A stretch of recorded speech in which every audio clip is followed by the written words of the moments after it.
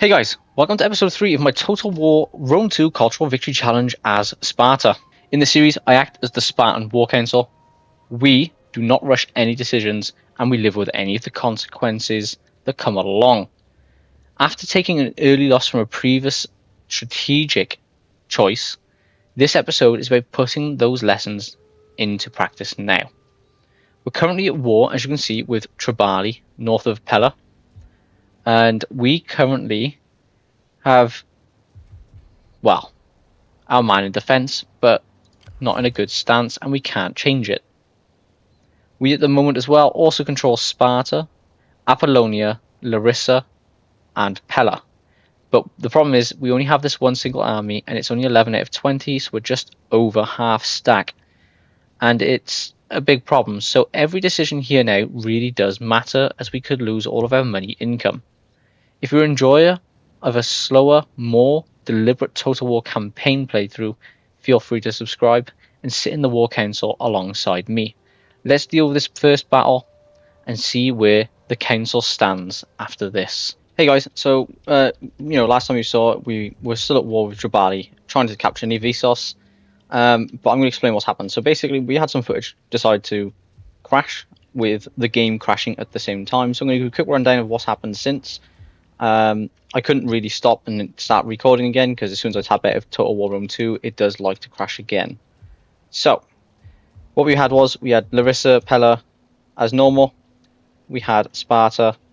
Don't remember if we had Apollonia previously, but this is what's happened since. We had a alliance with these for a little bit, and then I've decided to cancel it. I gave them military access because I was going to attack on 3 different fronts. I was going to attack from by here, down this side, from here, and then I kept having Macedonia for some reason attack me here because they declared war on me. So what I done was I quickly ended the war as fast as I could by pulling my armies back down to Larissa, which, if you remember rightly, he was stood by here in the full stance for more movement. So he was there. We pulled him back down to Larissa, put more mercenary units into his army, and just left him there on defense.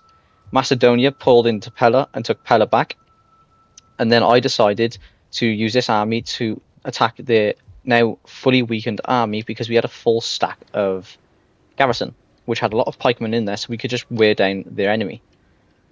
And then we had just their one army by here for a long time. I had to keep skipping turns because they weren't moving. Even putting my armies in, they weren't moving. I couldn't use 2 at the time to capture it because we'd have lost every single thing. So we just waited out the enemy. It was basically a war of attrition on my part. All we have now left, though, is the Odrysian Kingdom. The reason we're at war with these was down to the fault of Macedonia. So when they were here in Popudeva, they actually managed to win a battle here and subjugate them. And then they basically started working for them. So what we're going to do here now is basically just push back this way. On the political side of things, everything's fine. We haven't got really any issues. We have risk of 0%. They are currently unhappy due to obviously the different level. Imperium level is 25, which is good. First power minus 10, and the traditionalist 3. The only thing that's letting us down is hates Easterners, so these are hated right now. There's not a lot I can do about it. I do need to go to war against Bithynia, and that's basically just to try and keep this one leader happy. I don't want to purge him now when I've got no need to. So, what we're going to do is, as the starting plan, is try to drag out either one of these 2, or try and capture this guy here in the middle of him running around. Only problem is these 2 can't reach each other in time, so if I move this man, who's got barely any army, what will happen is I'll move this way, he'll move back this way, and then I won't be able to reach over in one move. So first things we're going to do is put some horse cavalry in, because I've noticed with these guys, yes, they have a lot of spearmen, but they also now again like to have just a lot of armies of skirmishers, which is a really weird thing to do. We did lose one battle against just purely skirmishers. I think is this battle here? Yeah, defeat by the Odrysian Kingdom. This is here. So we got defeated here, where they had an army just full of skirmishers. We couldn't do anything about it. Our men couldn't keep up with them. So we're just going to get some cavalry in the one army, just to make sure we have something to chase away all of their skirmishers. We can also not put too many expensive units in on upkeep, because we can't afford it. So we're going to put some more of those in. And what I'm going to do is I'm going to skip to her head, either when we fight this army, or until we're starting to capture this. We'll see what happens, but I'll skip ahead for you. So guys, we actually managed to get these to pull away. They moved from Odessa, so they were hidden actually over by here. I couldn't see them because for some reason the spy just had no range. They actually managed to move over there up to here, and then we slowly just moved a little bit forward 2 times to see if the enemy would move. It did. So now we're going to fight this battle, and we'll just talk about what we're going to be doing in this battle. As you can see, they have got quite a bit of spearmen. We've got some cavalry, some mercenary cavalry as well, and then we've got 1 mercenary hoplite. So rain doesn't matter, so we can fight in the rain. Right, so they've got that entrance there, that entrance there, and that entrance there.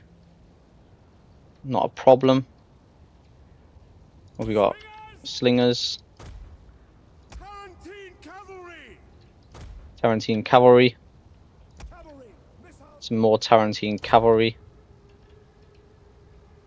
And then we've got our 2 citizen cavalry. And what have we got here? These can go here, so we're on the front. We can actually use in there, if they stay in there, we can actually use the pikemen as an offensive assault.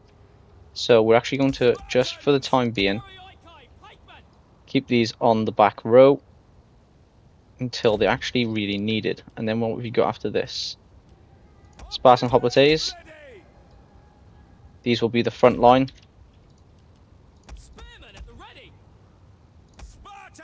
4 of these can go here.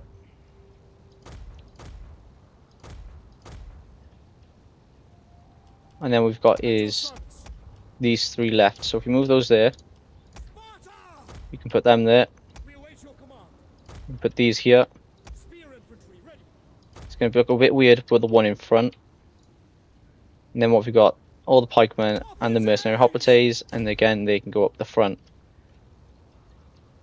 The reason we're keeping these over here is to help these get closer to try and get some damage on the sides. So let's take it underway, shall we? So all of these want to move in formation.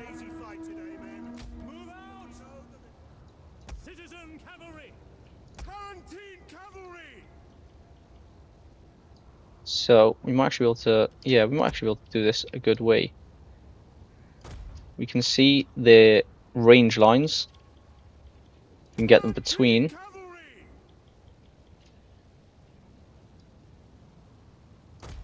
Put these here, and then these 2 are going to have a slightly different order. So we'll put one there on the side, the other one here on this side. In case anything tries to run out, we can just basically charge straight at them with horses. So we'll speed up the battle just a little bit, not too fast. After we failed last time in an easy fight, we should have won due to having it sped up the entire time.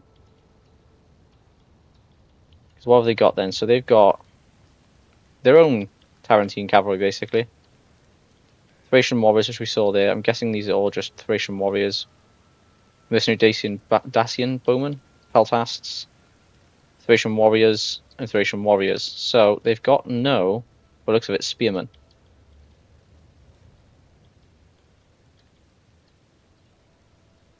So these taking some damage because they're just being stupid and running straight through the line. To be fair, actually, if I did put them in a square formation or column and then told them to move, they would have been fine.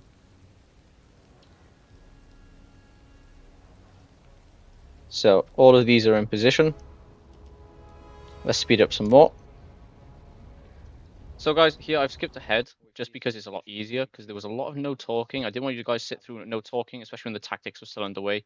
You're towards the end of the battle at this point. You're going to see the outcome. So we might actually have to keep clicking these to keep moving in, just to like make sure they keep pressing the attack. As long as you click it once, they'll keep pressing the attack on the unit you've told it to. But they don't seem to always do it. They'll just get stuck for some reason. Try and get these pikes to start helping out as well. Try and get these to charge in to get rid of this little flank by here, just because it's annoying that they keep coming out. So they got 1 unit breaking. Getting some reform a line. If we can get rid of these Thracian skirmishers, this will make life a lot easier. You know, these are doing good, you know. They're not doing great on damage and killing the enemy, but they're doing good in the sense of they're holding the line. Nothing is getting out to flank. These are slowly dripping away on their health. And they're not really dripping out at all on their health because they're just not falling apart. So we just pull these away. Pull these away. Push these in. Push these in. Send these over this way. No. They can go there. And then we can get these to come here. So you can see we're capping the circle, which is good. These are about to break. They do to these Spartans, they held out for a very long time. Get these to charge over this way. Get them to go over there, just to confuse the enemy a little bit. The idea of this episode is basically we just need to conquer Thracia. And that's what we want. As soon as we can get Thracia under our control. We better get flanked from behind, boys. You're going to have to go this way.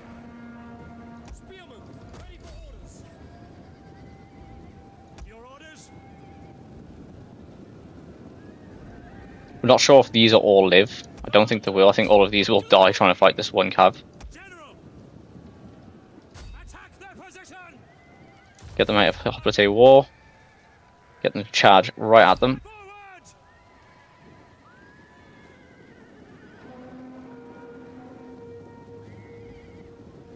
Is that the commander? It is. This is where we get to see him break, finally. It was a long fight. You're going to see now, right at the end of this fight, how much I actually really messed up. The strategy was good, but the pull-off was bad. Nope, he's going to get away. That's a bit of a shame, really. I did want to get rid of their commander, but not happening. We got 1,946 I've lost. Fast march these. I say fast march. Get these to go back. Disband them one. They're in our lines now, so we can now re-recruit. What we got? Hoplites, so we just need pikemen at the moment. Oh, we actually leveled up as well.